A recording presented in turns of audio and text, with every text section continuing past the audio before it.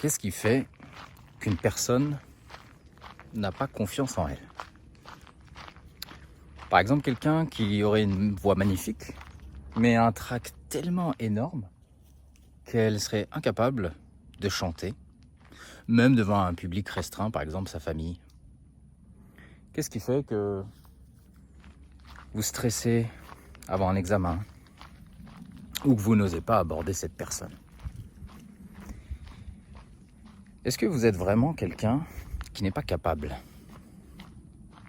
Est-ce que vous le pensez tout au fond de vous? Certains diront oui.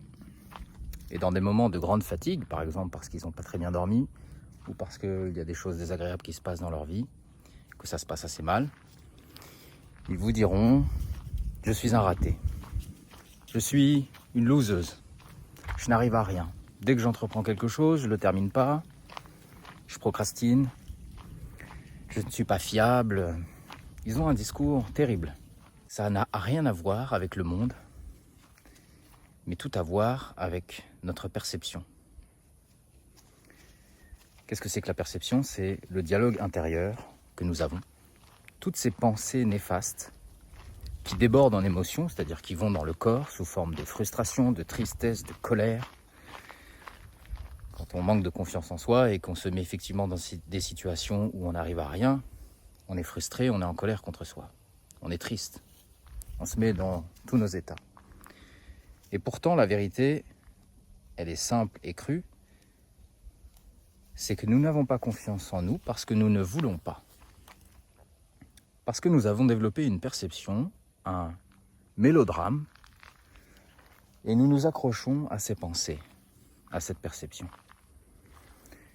Ça fait tellement longtemps qu'on pense ça de nous, qu'on a l'impression que c'est nous. Mais pas du tout. Heureusement, il y a de nombreux témoignages et d'exemples de personnes qui ont dépassé le manque de confiance en eux. Des gens très timides, par exemple, qui tout d'un coup deviennent coachs et s'expriment en public devant des milliers de personnes. Ou quelqu'un qui franchit le cap et qui arrive à aborder la femme ou l'homme qu'elle désire pour conjoint ou conjointe. Il y a pléthore d'exemples. Donc on voit bien que c'est pas figé dans le marbre.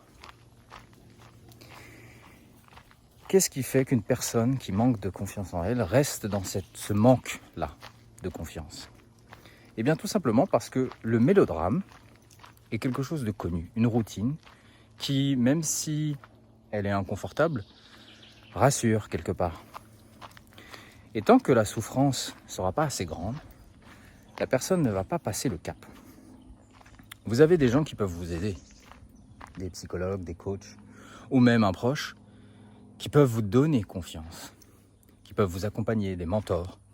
Donnez l'exemple, tout simplement, vous pouvez admirer quelqu'un qui fait des choses facilement, et pour vous, c'est terrible, vous vous tétanisez, vous aimeriez être comme cette personne. Et il est possible que, petit à petit, ça vous inspire, et qu'un jour, vous deveniez cette personne.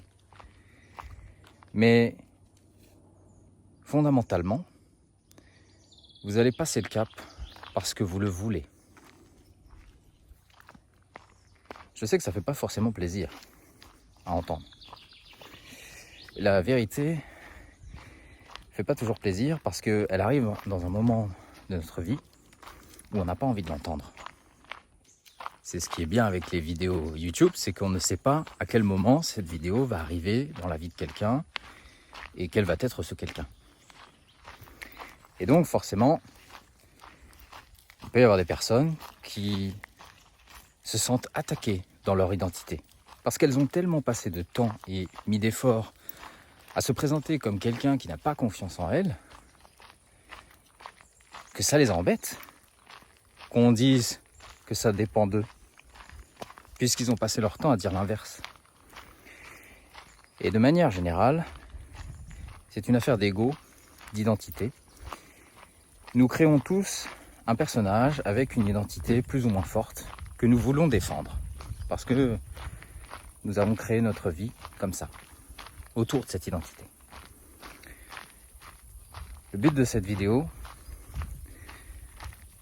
c'est d'aider, évidemment. C'est pas de pointer du doigt quelqu'un en disant tout simplement « Ah, c'est de ta faute ».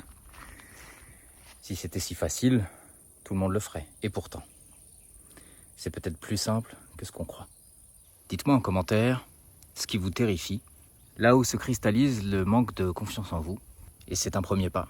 Peut-être que vous allez dépasser ça dans les mois qui suivent ou même les semaines à venir.